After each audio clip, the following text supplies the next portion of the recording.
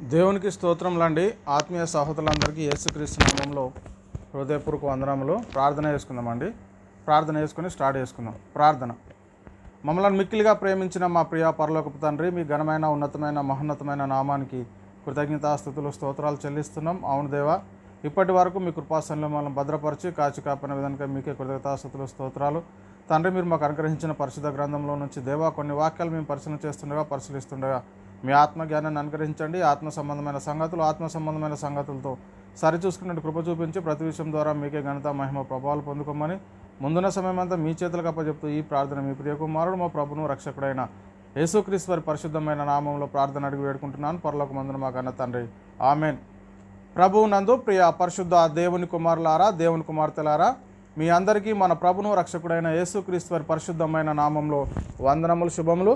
మన అందరాత్మల కన్నతని అయిన దేవాతి దేవునికి కృతజ్ఞతాస్తుతులు, స్తోత్రములు. అదేవిధంగా ఫేస్బుక్ లైవ్ ద్వారా కానీ యూట్యూబ్ ఛానల్ ద్వారా కానీ వీక్షిస్తున్న నా ఆత్మీయ సహోదరులందరికీ యేసుక్రీస్తు నామంలో నా హృదయపూర్వక వందనములు. తండ్రి అయిన దేవునికి కృతజ్ఞతాస్తుతులు, స్తోత్రములు. సహోదరులారా, మనం ప్రతి శుక్రవారము డిప్లొమా థియాలజీ DTH క్లాసును మనం నేర్చుకుంటున్నాము. పిల్లరా, గత క్లాసులో మనము క్లాస్ 7 క్లాసు అంటే తరగతి 7వ తరగతిగా మనం నేర్చుకున్నాము. ఈరోజు 8వ తరగతి అంటే క్లాస్ నెంబర్ 8గా మనం ఈరోజు నేర్చుకోవడానికి ప్రయత్నం చేద్దాం. అయితే ప్రియులారా, ముందు దేవుని సన్నిధిలోనికి వచ్చినటువంటి మనము దేవుని కృపలో ఉన్నటువంటి మనము చాలా అందరూ సంతోషంగా ఆనందంగా ఉన్నారా? ఎందుకంటే దేవుడు మనల్ని సజీవ లెక్కల కింద ఉంచి ఇప్పటి వరకు తన కృపలో మనల్ని దాచి కాపాడంటే ప్రియులారా, ఇది అంతా దేవుని కృప. కాబట్టి ప్రియులారా, దేవుని సన్నిధిలోనికి వచ్చినటువంటి మనము ఆనందంగా సంతోషంగా ఉండాల్సిన అవసరము ఎంతైనా ఉంది. కాబట్టి ప్రియులారా, మనము ఈరోజు మన అంశాన్ని మనము పరిశీలన చేసుకుందాం. ప్రియులారా, అయితే ఇప్పుడున్న పరిస్థితుల్లో మనం పరిశీలన చేస్తే దేవుడు మాకు తెలుసు అని అనేటటువంటి వారు చాలామంది ఉన్నారు. అయితే ఎవరైతే మాకు దేవుడు తెలుసు అని అనుకుంటున్నారో వాళ్ళు దేవుని చేత ఎరగబడిన వారిగా ఉన్నారా లేదా అనేది మన ముందు ఉన్నటువంటి ప్రశ్న. ప్రియులారా, అయితే మాకు దేవుడు తెలుసు అంటే మనకి ఏమన్నా ప్రయోజనం ఉందా అంటే ఏమీ కూడా ప్రయోజనం లేదు. దయ్యం మనం పరిశీలిస్తే ప్రియులారా, దయ్యములు కూడా నమ్మి వణుకుచున్నావంట. నాకు దేవుడు తెలుసు అని అంటే సరిపోదు. కానీ ప్రియులారా, దేవుని చేత మనము ఎరగబడిన వారిగా ఉండాలి. ఏంటి మన అంశం ఈరోజు అంటే దేవునిని ఎరిగిన వాడవా లేక దేవుని చేత ఎరగబడిన వాడవా అనేటటువంటి అంశాన్ని మనం ఈరోజు నేర్చుకుని దేవుని నామాన్ని మహిమపరుద్దాం. కాబట్టి ప్రియులారా, దేవుని చేత ఎరగబడిన వారిగా ఉండాలి అంటే ఈరోజు క్రైస్తవులు ఏం చేయాలి, ఎలా ఉండాలి అనేది మనము చాలా జాగ్రత్తగా పరిశీలన చేసుకోవాల్సిన అవసరం ఎంతైనా ఉంది ప్రియులారా. అందుకే ప్రియులారా, యేసుక్రీస్తు విషయంలో కూడా మనం పరిశీలిస్తే తండ్రిని నేను ఎరుగుదును, తండ్రిని నన్ను ఎరుగును అని చెప్పేటటువంటి విషయాలు మనం సువార్తల్లో చాలా స్పష్టంగా మనం వింటూ ఉన్నాం. ఇప్పటి వరకు చాలా మనం చదువుతూ ఉంటే మనకు కనబడతా ఉంటాయి. అయితే ప్రియులారా, దేవుడు మనల్ని గుర్తించాలంటే మనం చేయాల్సినటువంటి పని ఏమిటి అంటే నేను క్రైస్తవుని అని అనుకుంటున్నటువంటి మనము ప్రియులారా, మనం ఈరోజు దేవుడు నన్ను గుర్తించాలంటే మనం చేయాల్సినటువంటి పని ఏంటంటే ప్రియులారా, ఈ లోకంలో మనం ఎక్కడైనా ఒక యజమాని దగ్గర మనం పనిచేస్తూ ఉంటే ఆ యజమానుడు నన్ను గుర్తించాలి, నేను అందరిలో నేనే ప్రథముగా ఉండాలి అనేటటువంటి వారు ఏం చేస్తూ ఉంటారంటే ప్రియులారా, యజమానునికి కనబడేటట్టు పని చేస్తూ యజమాని దగ్గర మెప్పు పొందేటటువంటి పరిస్థితి ఉంటారు. అంతే తప్ప ఏదో నన్ను యజమానుడు ఎరగాలని ఒక మూలకు పోయి కూర్చునేటటువంటి పరిస్థితి ఉండదు అని మనం మొదట గ్రహించుకోవాల్సిన అవసరం ఎంతైనా ఉంది ప్రియులారా. అయితే దేవుడు నాకు తెలుసు అంటే కుదరదు. కానీ మనము దేవుడు నిన్ను ఎరగాలి అంటే మనము కొన్ని పనులు చేయాలి. ఏంటి ఆ పనులు? దేవుడు మనకు తెలుసు అంటే సరిపోదు. కానీ దేవుడు ఏం చేయాలి? మనల్ని ఎరిగినటువంటి పరిస్థితిలో ఉండాలి అని మనం మొదట గ్రహించుకోవాలి. అయితే ప్రియులారా, మనల్ని దేవుడు ఎరగాలంటే మనం ఏం చేయాలి అని అంటే మన పాత జీవితం, మన పాత క్రియలు ఏవైతే ఉన్నాయో, మన పాత ఆలోచనలు, పాత తలంపులు ఏవైతే మనం జరిగించామో వాటన్నిటిని విడిచిపెట్టాలి, చంపివేయాలని ప్రియులారా మనకు లేఖనాలు చాలా స్పష్టంగా మనకు సెలవిస్తూ ఉన్నాయి. అయితే ప్రియులారా, ఏంటి అవి అంటే ఇక్కడ మనం పరిశీలన చేసుకుంటే మన ప్రాచీన స్వభావం దాని క్రియలతో కూడా మనము పరిత్యజించాలి. అదేవిధంగా మనసు మారి నూతన పరచడం ద్వారా మనం రూపాంతరం పొందాలి. దేవుని చిత్తాన్ని, దేవుని కార్యాలన్నీ జరిగిస్తూ ఉండాలి. దేవుని మాటలను ప్రకటిస్తూ ఉండాలి. దేవునితో మాట్లాడుతూ ఉండాలి. వాక్యం చదువుతూ ఉండాలి. వాక్యాన్ని ప్రకటిస్తూ ఉండాలి. అప్పుడు దేవుడు మనల్ని ఎరిగేటటువంటి పరిస్థితి ఉంటుందని మనకి ఇక్కడ లేఖనాలను బట్టి మనకు అర్థమవుతుంది ప్రియులారా. అందుకే ప్రియులారా, యేసుక్రీస్తు వారు ఈ లోకంలో ఉన్నప్పుడు చెప్తున్నటువంటి ఒక మాట మనం పరిశీలన చేసుకుంటే ప్రియులారా, ఆయన ఏమంటున్నాడంటే ఆయన ఈ లోకంలో ప్రవేశించినప్పుడు ఇలాగ చెప్పుచున్నాడు, బలియు అర్పణయు నువ్వు నాకు కోరలేదు కానీ నాకు ఒక శరీరాన్ని అమర్చితివి అని చెప్పి ఇక్కడ ఏమంటే పూర్ణ హోమములు, పాప పరిహారార్థ బలులు, నీకు ఇష్టమైనవి కావు అని చెప్పి అప్పుడు గ్రంథపు చుట్టలో నన్ను గురించి రాయబడిన ప్రకారము దేవా అని చిత్తం నెరవేర్చటకు ఇదిగో నేను వచ్చి ఉంటున్నాను. అంటే పిల్లలు ఇక్కడ మనం పరిశీలిస్తుంటే మరి దేవునిని ఎరిగిన వాడవా లేక దేవుని చేత ఎరగబడిన వాడవా అంటే పిల్లరా మనం దేవుడు నాకు తెలుసు అంటే ఈరోజు సరిపోదు, కానీ మనము దేవుడు మరి ఎరిగిన వారిగా ఉన్నామా, దేవుని చేత ఎరగబడిన వారిగా ఉన్నామా లేదా అనేది మన ప్రశ్న. అందుకే పిల్లలు యేసుక్రీస్తు వారు ఈ లోకంలో ఉన్నప్పుడు చెప్తా ఉన్నాడు, ఏమంటుండంటే అప్పుడు గ్రంథపు చుట్టలో నన్ను గురించి రాయబడిన ప్రకారం దేవా నీ చిత్తాన్ని నెరవేర్చక నేను వచ్చి ఉన్నాను. అంటే నువ్వు నన్ను ఎరుగుదువు, నీ చిత్తాన్ని నెరవేర్చక నేను వచ్చినని ప్రియులారు హెబ్రీయులకు రాసిన పత్రిక 10వ అధ్యాయము 5 నుంచి 7 వచనాల్లో ఈ మాటలు రాయబడి ఉన్నాయి. అయితే ప్రియులారు ఇక్కడ మనం పరిశీలన చేసుకుంటే కాబట్టి మనం ఎప్పుడైతే బాప్తిసం తీసుకుంటామో అప్పుడు మనం ఈ లోక సంబంధమైనటువంటి వారమా అంటే ఎంత మాత్రము కూడా కాదు ప్రియులారు. ఈ శరీరము ఈ లోకంలోనే జీవిస్తుంది, కానీ మన ఆత్మకు పౌరసత్వం అనేది ఎక్కడ ఉంది అంటే పరలోకంలో ఉంది అని మనం మొదట గ్రహించాలి. అయితే ప్రియులారు ఇక్కడ మనం పరిశీలిస్తే మీరు క్రీస్తుతో కూడా లేపబడిన వారైతే పైనున్న వాటిని వెతుకుడి. అక్కడ క్రీస్తు దేవుని కుడిపార్శ్వమున కూర్చొని ఉన్నాడు. పైనున్న వాటి మీదనే కానీ మరి భూ సంబంధమైన వాటి విషయంలో మనసు పెట్టుకునకూడదు అంటాడు. అంటే ప్రియులారు ఇక్కడ మనం పరిశీలిస్తే మనం క్రీస్తుతో కూడా అంటే బాప్తిసంలో మనం ఎప్పుడైతే మృతి పొంది చనిపోతే మళ్ళీ తిరిగి లేస్తూ ఉన్నామో మీరు క్రీస్తుతో కూడా లేపబడిన వారైతే పైనున్న వాటినే వెతుకుడి. అక్కడ క్రీస్తు దేవుని కుడిపార్శ్వమున కూర్చొని ఉన్నాడు. యేసుక్రీస్తు వారు ఎక్కడ ఉన్నారండి? దేవుని కుడిపార్శ్వమున కూర్చొని ఉన్నాడు. పైనున్న వాటి మీదనే కానీ భూ సంబంధమైనటువంటి వాటి మీద మనసు పెట్టుకునకూడదు. ఎందుకు అంటే ఏలైనగా మీరు మృతి పొంది తిరిగి మీ జీవము క్రీస్తు కూడా దేవుని యందు దాచబడి ఉన్నదని ప్రియులారు ఇక్కడ మనం కొలెస్లకు రాసిన పత్రిక 3వ అధ్యాయము 1 నుంచి 3 వచనాలు మనకి ఇక్కడ చాలా స్పష్టంగా కనబడతా ఉన్నాయి. కాబట్టి ప్రియులారు క్రీస్తు దగ్గరికి వచ్చిన తర్వాత మన ఆలోచనలు మన తలంపులు అన్నీ మారిపోవాలి ప్రియులారు. ఇంకా అలాగే ఉన్నాయా మరి మారిపోయాయా లేవా అనేది మనల్ని మనం ఒకసారి పరిశీలన చేసుకోవాలి. ఇంకా మనం పరిశీలన చేసుకుంటే ప్రియులారా యేసుక్రీస్తు వారు చెప్తున్నటువంటి మాట ఏంటంటే నేను దేవుని ఎరుగుదును, నేను క్రైస్తవుని పేరు పెట్టుకుంటే సరిపోదు, కానీ క్రైస్తవ జీవితానికి తగినటువంటి జీవితాన్ని మనము జీవించాలంటున్నాడు. అందుకే యేసుక్రీస్తు వారు ఏం చెప్తుందంటే ప్రభు అని నన్ను పిలిచి ప్రతివాడు పరలోక రాజ్యంలో ప్రవేశించడు, కానీ మరి తండ్రి చిత్తాన్ని నెరవేర్చేవాడే మరి పరలోక రాజ్యంలో ప్రవేశించినటువంటి పరిస్థితి ఉంటుందని ఇక్కడ మత్తయి సువార్త 7వ అధ్యాయము 21వ వచనంలో చెప్తున్నటువంటి మాటలు కూడా మనం చూస్తూ ఉన్నాం ప్రియులారా. కాబట్టి ప్రియులారా మనం దేవుని చిత్తాన్ని తెలుసుకొని దేవుని చిత్తానుసారంగా నడుచుకుంటే అప్పుడు దేవుడు మనల్ని ఎరిగేటటువంటి పరిస్థితి. దేవుడు మనల్ని ఎరగాలి అంటే మనం దేవుని చిత్తానుసారంగా మొదట మనల్ని మనమే మరి మార్చుకోవాలి. దేవుని చిత్తానుసారంగా మనం నడుచుకుంటే అప్పుడు దేవుడు మనల్ని ఎరిగేటటువంటి పరిస్థితి ఉంటుందని మనకు లేఖనాలు కనబడతా ఉన్నాయి. యోహాను సువార్త 8:55లో మనం పరిశీలిస్తే ప్రియులారా మీరు ఆయనను ఎరుగరు, నేను ఆయనను ఎరుగుదును. యేసుక్రీస్తు వారు చెప్తున్నటువంటి మాట నేను తండ్రిని ఎరుగుదును అని చెప్తున్నాడు. ఆయన నన్ను ఎరుగునని నేను చెప్పినట్లా మీ వల్ల నేను అబద్ధికుడినై ఉందును. ఆయన నన్ను ఎరగనని చెప్తే మరి నేను కూడా అబద్ధికుడు అవుతాను. ఆయన నన్ను ఎరుగును, నేను ఆయనను ఎరుగుతానని చెప్తున్నాడు. ఇక్కడ ఏమంటున్నావు మీరు ఆయనను ఎరుగరు, నేను ఆయనను ఎరుగుదును. ఆయన నన్ను ఎరగనని నేను చెప్పని ఎడల ఆయన నన్ను ఎరగనని నేను మీతో చెప్పిన ఎడల నేను అబద్ధికుడై ఉందును, కానీ నేను ఆయనను ఎరుగుదును, ఆయన మాట గైకొనుచున్నాను. నేను ఆయనను ఎరుగుతున్నాను కాబట్టే ఆయన నన్ను ఎరుగుతాడు. ఎందుకు అంటే ప్రియులారా ఆయన మాటలు నేను గైకొనుచున్నాను, దేవుని చిత్తాన్ని నేను తెలుసుకొని దేవుడు నాకు ఏదైతే పనప్ప చెప్పాడో దాని ప్రకారమే నేను ఈ లోకంలో మరి జీవిస్తూ ఉన్నానని చెప్తున్నటువంటి మాటలు మనం ఇక్కడ చూస్తూ ఉన్నాం. అయితే ప్రియులారా మనం దేవుని చేత ఎరగబడాలి అంటే ఏం చేయాలంటే ప్రేమ కలిగి ఉండాలి. ప్రేమ ఎలాంటిదై ఉండాలి? మరి ఈరోజు అందరూ అంటున్నారు ప్రేమ కలిగి లేరు, ప్రేమ లేదు అంటున్నారు, కానీ అసలు ఆ ప్రేమ అంటే ఏంటిది? శరీర సంబంధమైన ప్రేమ, మరి ఆత్మ సంబంధమైనటువంటి ప్రేమ, ఏ ప్రేమ అనేది మనల్ని మనం ఒకసారి పరిశీలన చేసుకోవాల్సిన అవసరం ఎంతైనా ఉంది ప్రియులరా. అందుకే అపోస్తులైన పౌలు గారు చెప్తున్నటువంటి మాట మనం ఒకసారి పరిశీలిస్తే ఇక్కడ కొరింథీయులకు రాసిన మొదటి పత్రిక అపోస్తులైన పౌలు గారు కొరింథీయులకు రాసిన మొదటి పత్రిక 13వ అధ్యాయం 1 నుంచి 3 వచనాలు మనం పరిశీలన చేద్దాం ప్రియులరా.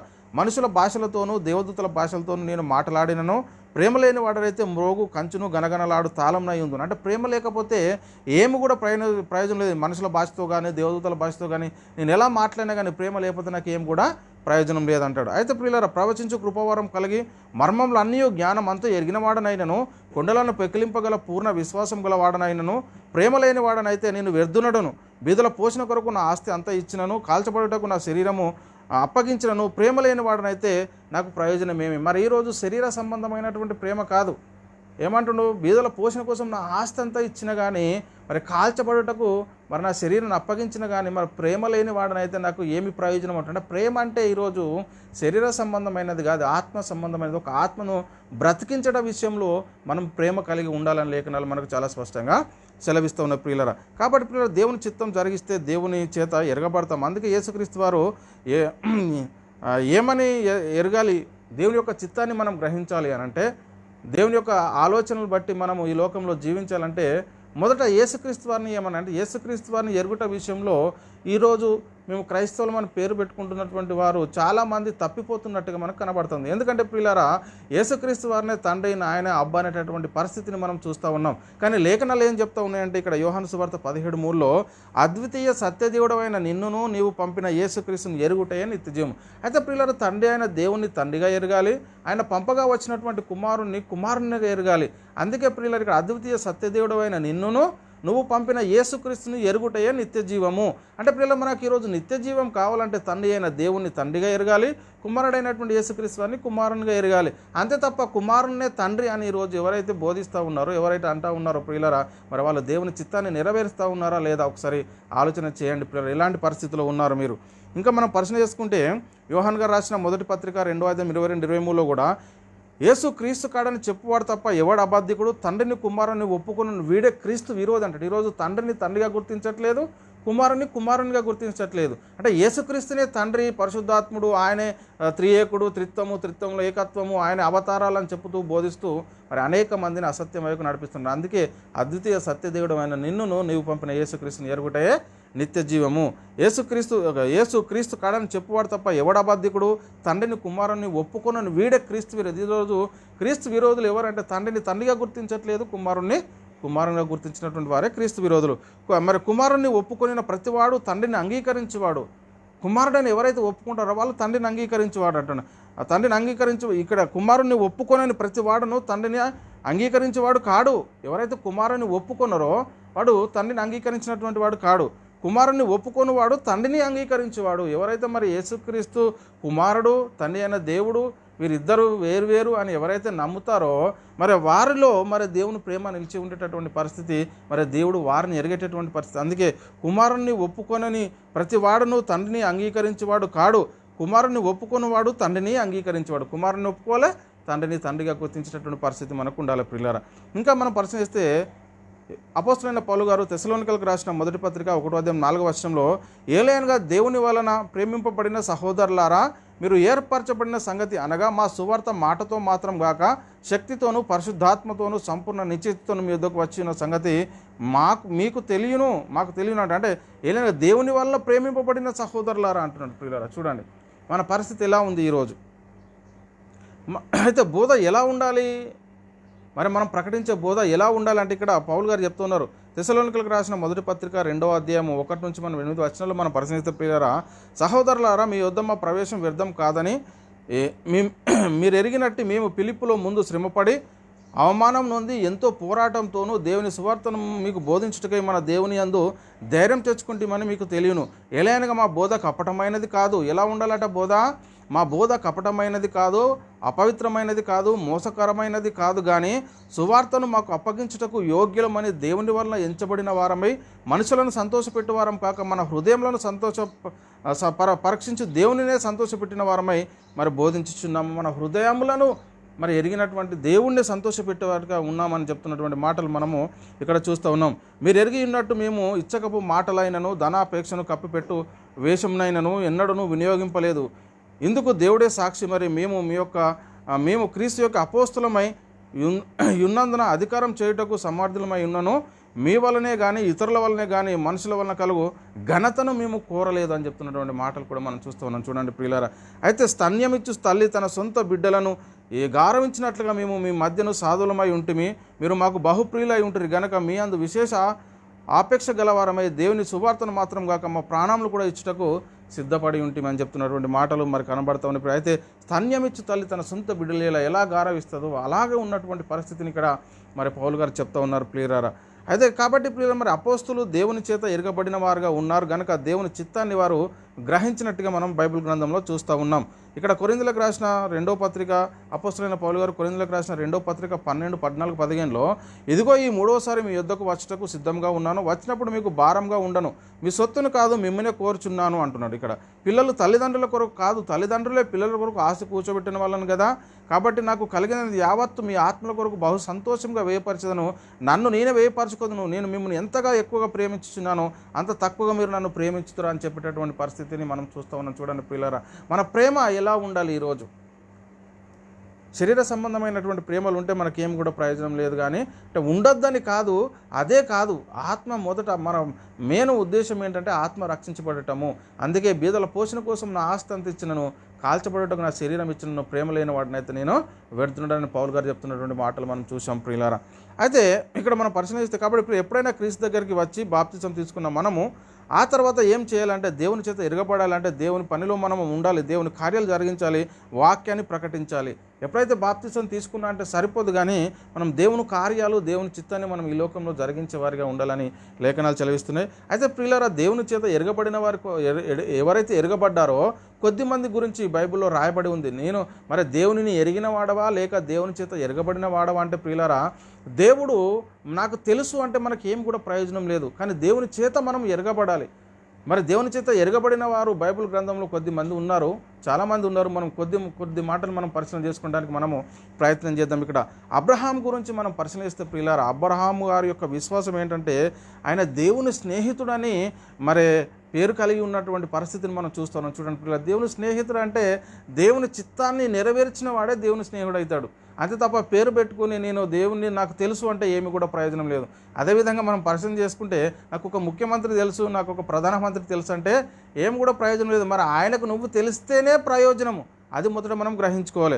యాకోబు గారు రాసిన పత్రిక 2:23లో మనం పరిశీలిస్తే కాబట్టి అబ్రహాము దేవుణ్ణి నమ్మెను, అదే తనకి నీతిగా ఎంచబడెను అని లేఖనము నెరవేర్చబడినను, మరియు దేవుని స్నేహితుడని అతనికి పేరు కలిగిన దేవుని స్నేహితుడిగా ఉన్నటువంటి పరిస్థితిని మనం అబ్రహాం గురించి చూస్తున్నాం. అదేవిధంగా ప్రియులారా, మనం మోషే గారి గురించి కూడా మనం బైబిల్ గ్రంథంలో రాయబడింది ఏంటంటే దేవుని ఇల్లంతటిలో నమ్మకంగా ఉన్నాడట. ఎవరు? మోషే గారు దేవుని ఇల్లంతటిలో నమ్మకంగా ఉన్నాడు కాబట్టే మరి మోషే గారిని దేవుడు ఎరిగినట్టుగా మనం చూస్తూ ఉన్నాం. ఇక్కడ హెబ్రీయులకు రాసిన పత్రిక 3:5లో ముందు చెప్పబో సంగతులకు సాక్షార్థంగా మోషే పరిచారకుడై దేవుని ఇల్లంతటిలో మరే నమ్మకంగా ఉండేను అని చెప్పినటువంటి మాటలు మనం చూస్తూ ఉన్నాం.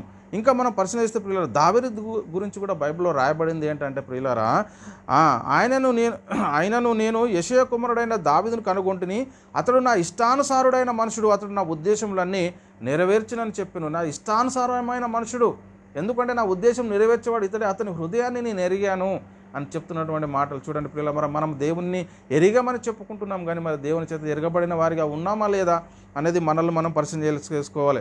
అపోస్తల కార్యములు 13:22లో ఈ మాటలు మనకు రాయబడి ఉన్నాయి ప్రియులారా. అదేవిధంగా దేవుడు యోబు గురించి కూడా ఒక సాక్ష్యం చెప్తూ ఉన్నాడు. మరి దేవుడు నాకు తెలుసు అంటే సరిపోదు, దేవుడు మన గురించి సాక్ష్యం చెప్పేటటువంటి పరిస్థితి ఉండాలి.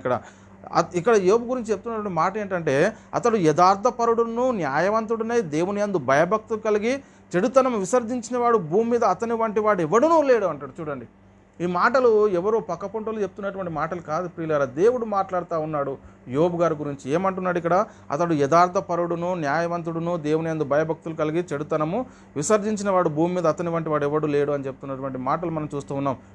యోబు గ్రంథము 1:8లో ఈ మాటలు రాయబడి ఉన్నాయి ప్రియులారా. అదేవిధంగా నోవాహు గురించి మనం చూస్తే ఈ పిక్చర్ ఏదైతే ఉందో మన బ్యాక్గ్రౌండ్ గురించి మనం పరిశీలన చేసుకుంటే ప్రియులారా, నోవాహు గారిని విషయంలో మనం పరిశీలన చేసుకుంటే ప్రియులారా, నోవాహు గారు ఆ తరములో ఆయన నీతిమంతుడుగా కనబడ్డాడు కాబట్టి దేవుడు అతన్ని వాడుకొని ప్రియులారా మరి ఒక ఓడను సిద్ధపరచమని ప్రియులారా అనేక మంది అందులోకి ప్రవేశించి వారు రక్షించబడతారని సువార్త ప్రకటిస్తే ఎవరు కూడా నమ్మారా?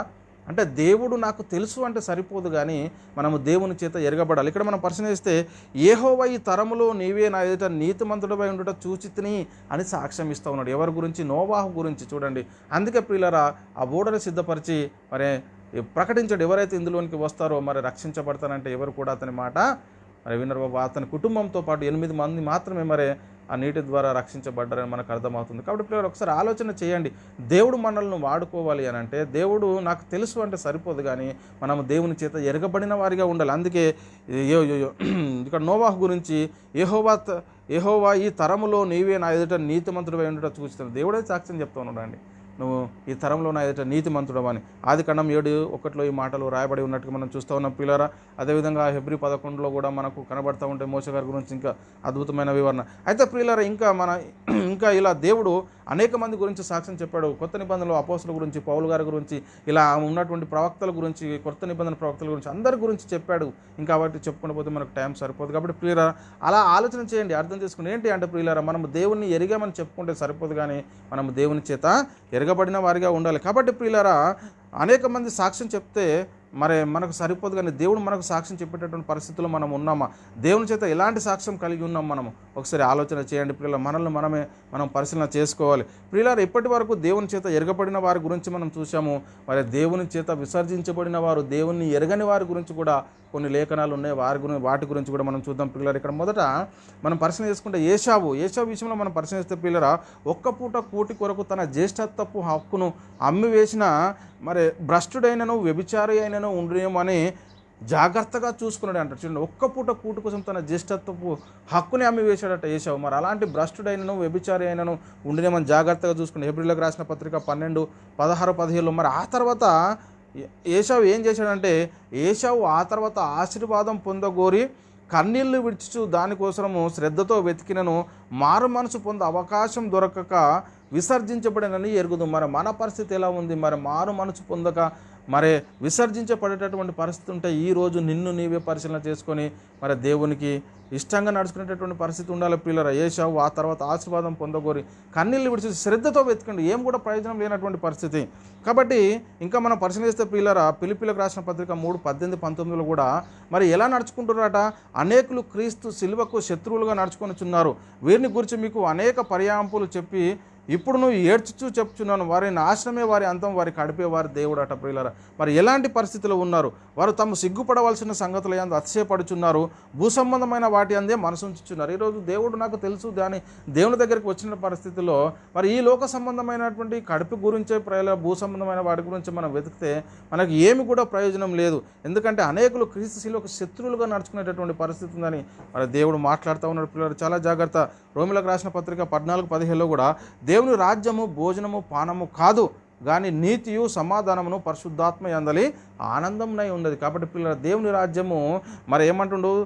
భోజనము పానము కాదు ప్రియులారా, ఈ లోక సంబంధమైన భోజనం పానం కాదు, కానీ నీతియు సమాధానము పరిశుద్ధాత్మ యందలి ఆనందంనై ఉన్నది. చూడండి ప్రియులారా, మరి నీతి నివసించాలి దేవుని రాజ్యంలో, ఈ లోక సంబంధమైనవి కాదు. దేవుని నీతి న్యాయ విధులు ఏవైనా ఉన్నాయో వాటిని మనం నెరవేర్చాలి. కాబట్టి పిల్లలు ఆలోచన చేయండి. ఒక్క పూట కూటి కోసము తన జ్యేష్ఠత్వపు హక్కును అమ్మివేసినటువంటివి మరి ఏశావు వంటి భ్రష్టుడైన వ్యభిచారి అయిన ఉండడం మనకు లేఖనాలు సెలవిస్తూ ఉన్నాయి. దేవుని విడిచిపెడతా ఉన్నా ఒకసారి ఆలోచన చేయండి.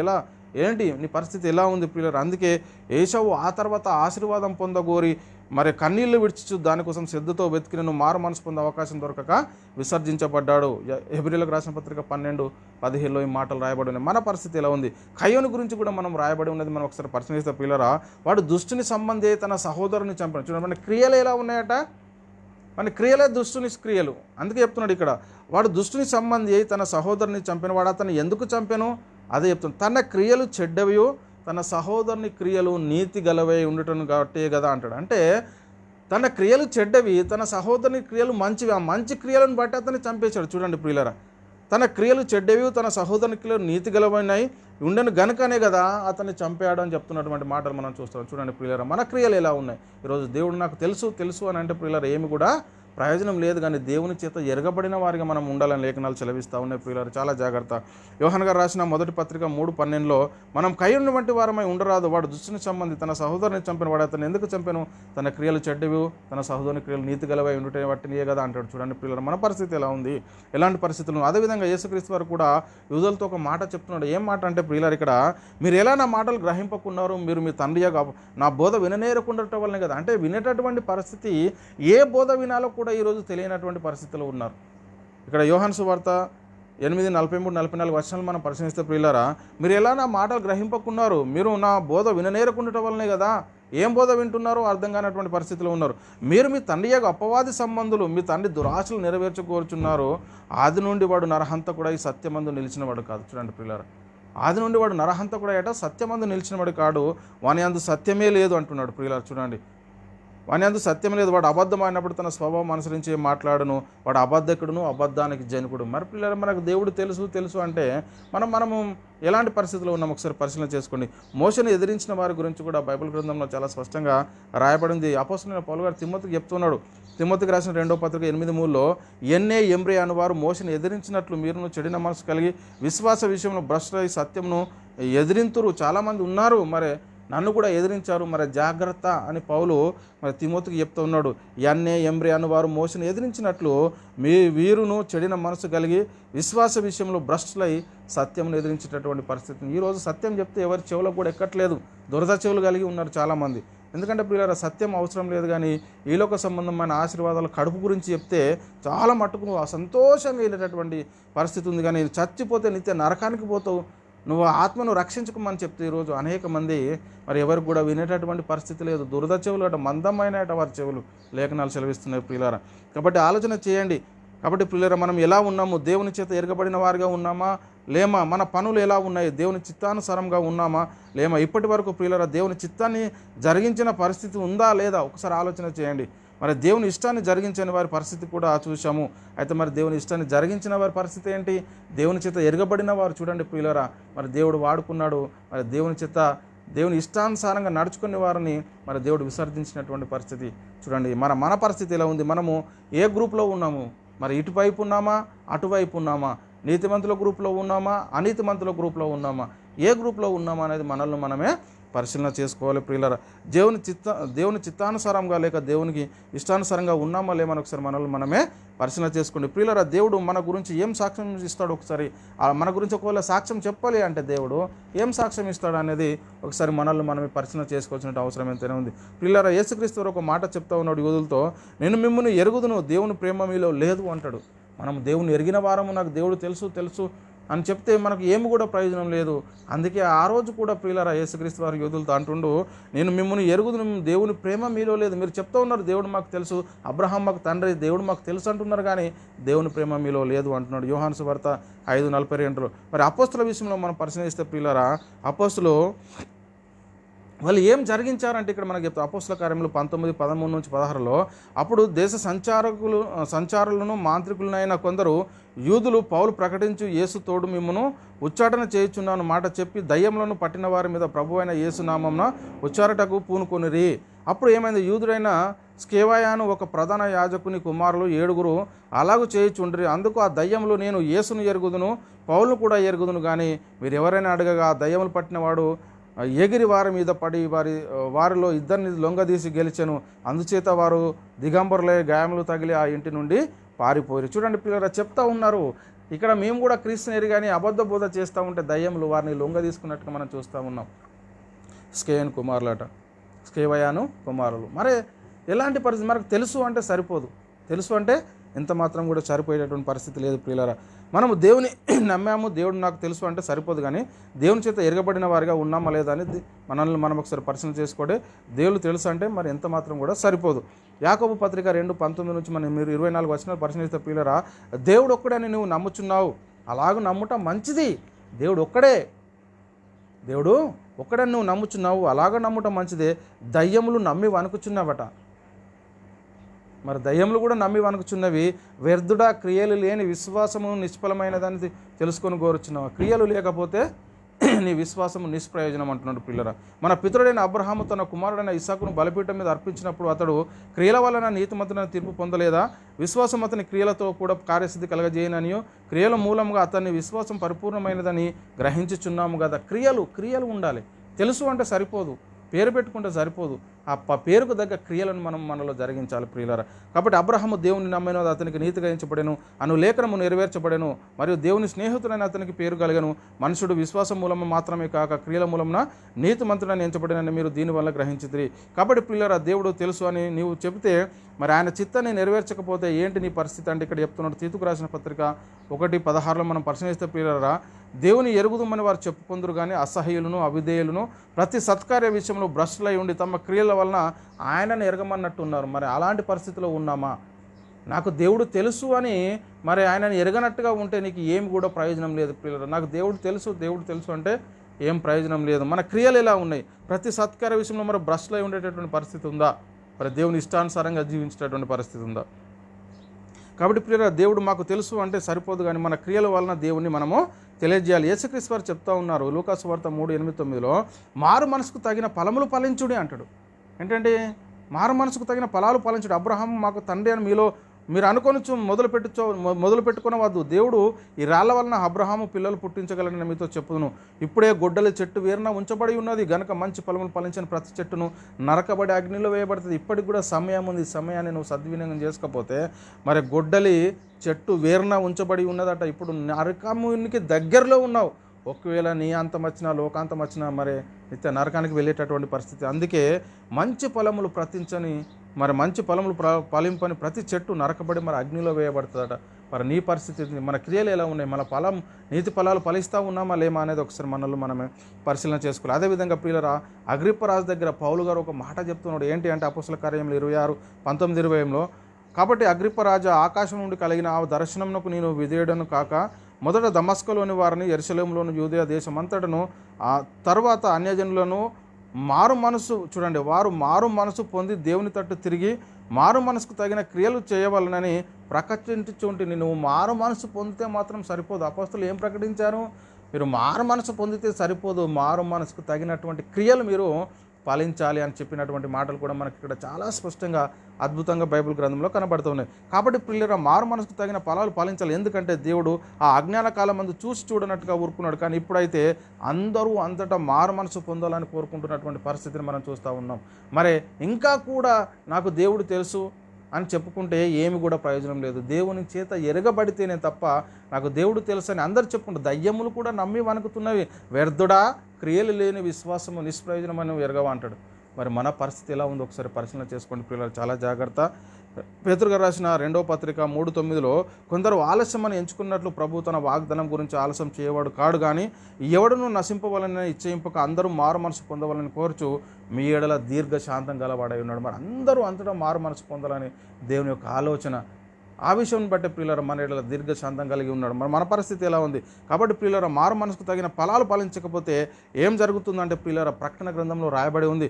ప్రకటన గ్రంథము 2:16 కావున మారు మనసు పొందుము, లేని ఎడల నేను నీ యొద్దకు త్వరగా వచ్చి నా నోటి నుండి వచ్చి ఖడ్గం చేత వారితో యుద్ధము చేసేదను అని చెప్తున్నటువంటి మాటలు మనం ఇక్కడ చూస్తూ ఉన్నాం. చూడండి ఎలాంటి పరిస్థితుల్లో మనము ఉన్నాము. ప్రకటన గ్రంథము 2:21-22 మారు మనసు పొందుటే నేను దానికి సమయం ఇచ్చితిని, కానీ అది తన జారత్వం విడిచిపెట్ట మారు మనసు పొందనుల్లదు అంటుంది. చూడండి ప్రియులారా, సమయం ఉన్నప్పుడు సమయం ఇస్తూ ఉన్నాడు దేవుడు. మరి ఆ సమయాన్ని మనం సద్వినియోగం చేసుకోకపోతే భయంకరమైనటువంటి పరిస్థితి. ఇదిగో నేను దాన్ని మంచం పట్టించి దానితో కూడా ఉన్న వారు అందరినీ కీల విషయమే మారు మనసు పొందితేనే కానీ వారిని బస్సు శ్రమల పాలు చేసేదని అంటాడు. కాబట్టి మనము మారు మనసుకు తగినటువంటి ఫలములు ఫలిస్తూ ఉన్నామా? సమయం ఇచ్చినా కూడా మరి మనము సమయాన్ని సద్వినియోగపరచుకుంటలేమా? ఎలాంటి పరిస్థితుల్లో ఉన్నాము? అందరూ అంతటా మారు మనసు పొందాలని దేవుని యొక్క చిత్తము. మరి మనం ఎలా ఉన్నాం చూడండి ప్రియులారా. కాబట్టి మరి ఇప్పటికైనా సమయం ఉంది కనుక మారు మనసు తగిన ఫలాలు మనం ఫలించేటటువంటి పరిస్థితి ఉండాలి. కాబట్టి పిల్లల మనసు మారి నూతన పరిశుద్ధత ద్వారా రూపాంతరం చెందాలి. హెబ్రీయులకు రాసిన పత్రిక 6:5-6 దేవుని దివ్యవాక్యంను రాబో యుగ సంబంధమైన శక్తుల ప్రభావం అనుభవించిన తర్వాత మరి తప్పిపోయిన వారు ఏమిటంటే తమ విషయంలో దేవుని కుమారుని మరలా సిలువ వేయచ్చు బాహాటంగా ఆయనను అవమానపరుచుతున్నారు కనుక మారు మనసు పొందినట్లు అట్టివారిని మరలా నూతన పరిస్థితి అసాధ్యం. చూడండి, నాకు దేవుడు తెలుసు అని మరి నీ క్రియల ద్వారా దేవుని ఎరగనట్టుగా ఉంటే నీ పరిస్థితి ఏంటంటే తమ విషయంలో దేవుని కుమారుని మరలా సిలువ వేయచున్నటువంటి పరిస్థితిని మనం చూస్తూ ఉన్నాం. తన క్రియలు మార్చుకోవాలి. దేవుని యొక్క చిత్తానుసారంగా మనం జీవించేటువంటి పరిస్థితి ఉండాలి. ఎలాంటి పరిస్థితిలో ఉన్నాం? కాబట్టి పిల్లలు దేవుని చిత్తాన్ని జరిగించగలుగుతున్నామా? దేవుని ఎందుకు నమ్ముతూ ఉన్నాం? మనం నమ్మిన దేవుడు ఎంత గొప్పవాడో ఎప్పుడైనా అబ్రహాం గ్రహించగలిగాడు. అబ్రహాం ఏమంటున్నాడు అంటే మృతులను సహితము సజీవులుగా చేయవాడట. మరి అలాంటి విశ్వాసము నీ దగ్గర ఉందా? లేకపోతే ఈ శరీర సంబంధమైనవి లోక సంబంధమైన వాటి గురించి క్రీస్తు దగ్గరకు వచ్చావా? రోమీయులకు రాసిన పత్రిక 4:15 తాను విశ్వసించిన దేవుని ఎదుట అనగా మృతులను సజీవులుగా చేయబడను, లేని వాటిని ఉన్నవాటిగా పిలుచువాడునైన దేవుని ఎదుట అతడు మనందరికీ తండ్రి అయి ఉన్నాడు. చూడండి ప్రియులారా, లేని వాటిని ఉన్నవాటిగానే పిలిచేవాడు. మరి మృతులను సహితం సజీవులుగా చేయడానికి మరి అబ్రహాం గారి యొక్క విశ్వాసం. మన విశ్వాసం ఎలా ఉంది ఈరోజు?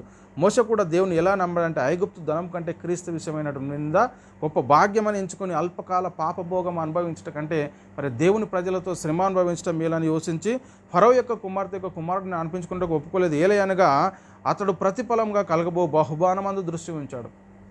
ప్రతిఫలంగా ఈ లోక సంబంధమైనది కాదు, ఈ అల్పకాల పాపభోగం అనుభవించడం కంటే నేను ఐగుప్తు దేశానికి రాజుగా చేస్తామంటే ఎడమ కాలుతో తన్నేసి మరి ఫరో యొక్క కుమారుడిని అనిపించుకు ఒప్పుకొనక ఎలాగనగా అతడు ప్రతిఫలంగా కలగబో బహుమానం. మనము ప్రతిఫలంగా మనకు ఒక బహుమానం ఉంది, అది దొరుకుతుందని మరి ఆలోచిస్తూ ఉన్నామా? ఈ లోక సంబంధం అనేవి కావాలని ఆలోచిస్తూ ఉన్నామా? ఏంటి మన పరిస్థితి ఎలా ఉంది ఈరోజు?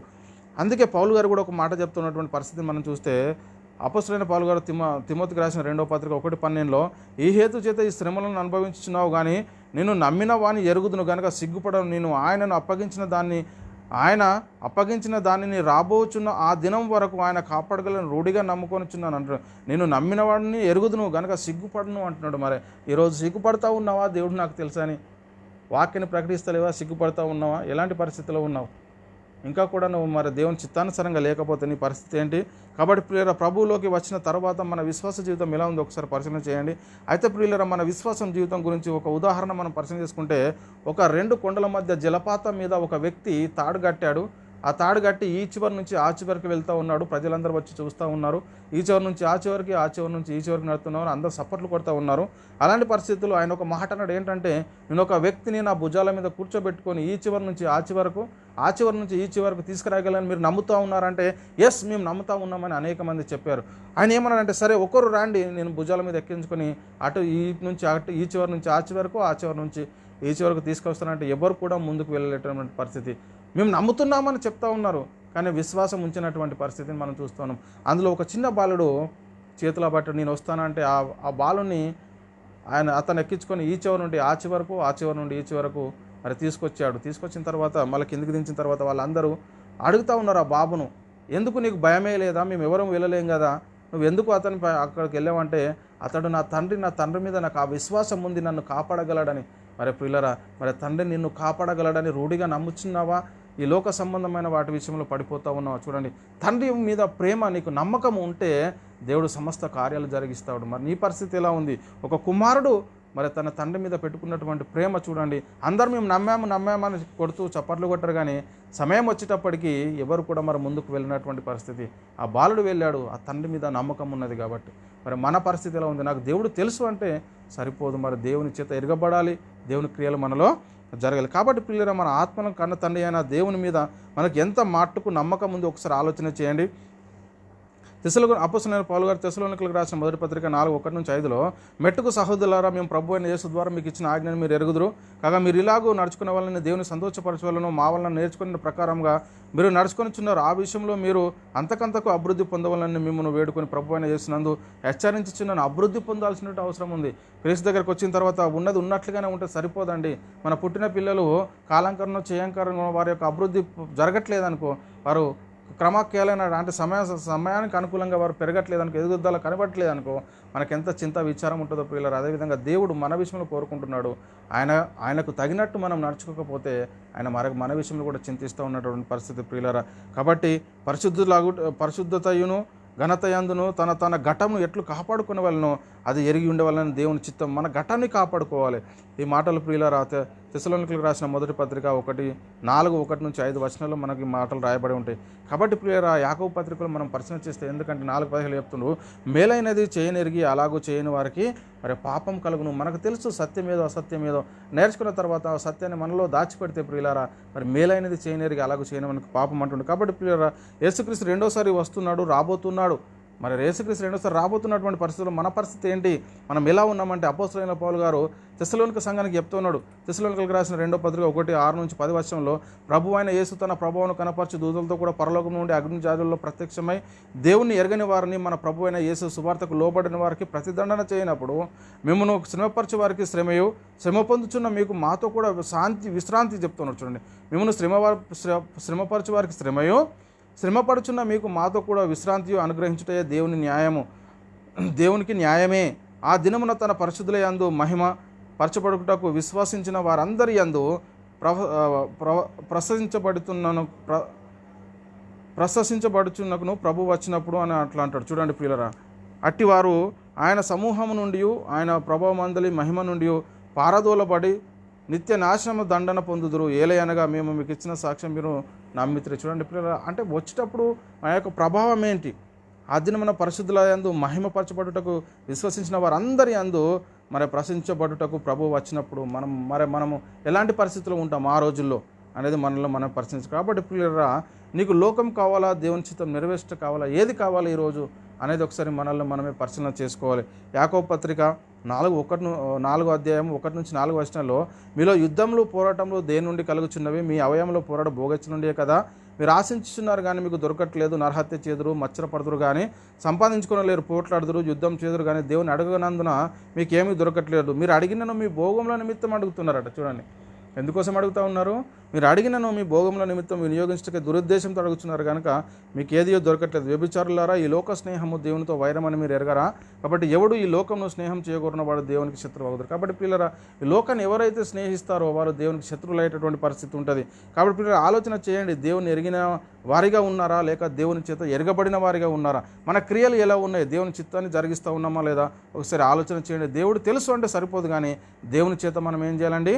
ఎరగబడాలి. కాబట్టి ప్రియారా, మనం చాలా జాగ్రత్తగా ఈ లోకంలో నాకు దేవుడు తెలుసండి చెప్పుకోవడం కాదు, కానీ మరి మనం దేవుని చేత ఎరగబడాలి. అది మనం చూసాం ప్రియులారా, అబ్రహాం గురించి చూసాము, దావీదు గురించి చూసాము, నోవాహు గారి గురించి చూసాము, మోషే గారి గురించి చూసాము.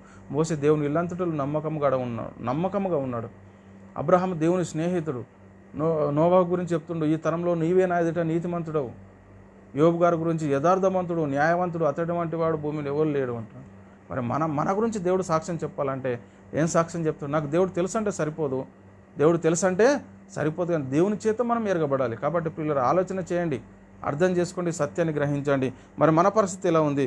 దేవుని ఎరిగిన వారిగా ఉన్నామా? మరి దేవునిని ఎరిగిన వాడవా లేక దేవుని చేత ఎరగబడిన వాడవా? ఎలా ఉన్నావు? మన పరిస్థితి ఏంటి? మనం ఆలోచన చేయండి, సత్యాన్ని గ్రహించండి. ఎందుకంటే పిల్లలు చాలా అద్భుతమైన క్లాసులు మనకు జరుగుతూ ఉన్నాయి. మరి ఆలోచన చేసి అర్థం చేసుకుని వాక్యానుసారంగా వాక్యానికి లోబడి మరి సత్యాన్ని జరిగించాలని మరి వేడుకుంటున్నాను. కాబట్టి ప్రియులారా, మాట్లాడిన ప్రతి మాట దేవుడు మనందరి హృదయంలో నీరు కట్టి ఫలింపజేయను గాక. ఆమెను. సహోదరులారా, మేము ప్రకటిస్తున్న ప్రతి ఒక్క ప్రసంగము యూట్యూబ్ ఛానల్ అప్లోడ్ చేయబడుతున్నాయి. యూట్యూబ్ ఛానల్లో మీరు BW అకాడమీ అని టైప్ చేసినట్టయితే మరి మేము మాట్లాడిన ప్రతి ప్రసంగం చూడవచ్చు. అదేవిధంగా మరి బైబిల్ విజ్డమ్ అకాడమీ బెహ్రన్ అని మేము టైప్ చేస్తే ఈ మాట్లాడిన ప్రతి ప్రసంగాలు కూడా అందులో కూడా ఉంటాయి. కాబట్టి చూడగలరు. మరి ఆత్మీయ జీవితంలో ఎదుగుతూ అనేక మందికి సత్యాన్ని ప్రకటిస్తూ మరి దేవుని కృపలో ఎదగాలని, మరి దేవునిని ఎరిగిన వారిగా కాక దేవుని చేత ఎరగబడిన వారిగా ఉండాలని మరి దేవుడు అట్టి కృప మనందరికీ అనుగ్రహించును గాక. ఆమెన్. అందరికీ వందనములు. దేవునికి స్తోత్రములు.